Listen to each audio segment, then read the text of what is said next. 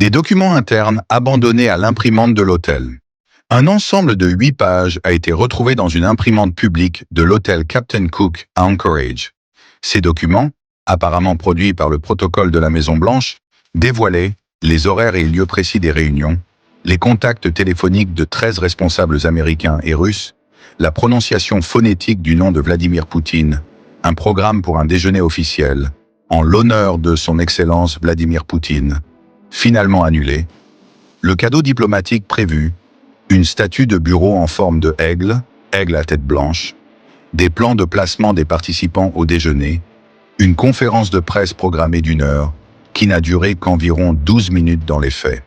Ces documents n'auraient pas été classifiés, mais ils contiennent de nombreuses informations logistiques et protocolaires sensibles. La Maison-Blanche, via sa porte-parole adjointe Anna Kelly, a minimisé l'incident en évoquant un simple menu de déjeuner de plusieurs pages. Deuxième vidéo détournée par Kremlin, RT. Une vidéo d'ambiance a été diffusée par Russia Today, RT, montrant Trump dans une posture très amicale envers Poutine.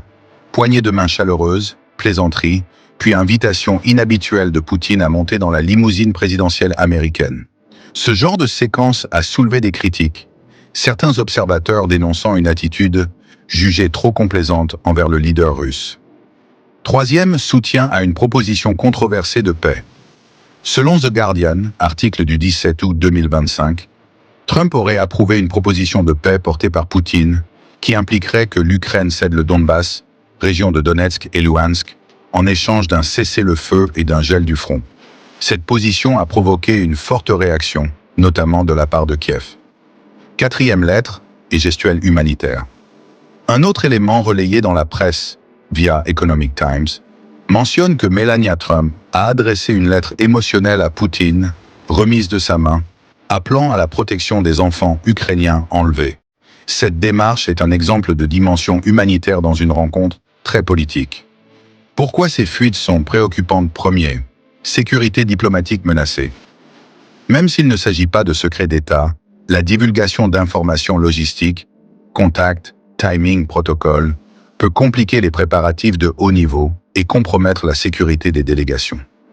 Deuxième image internationale de fragilité.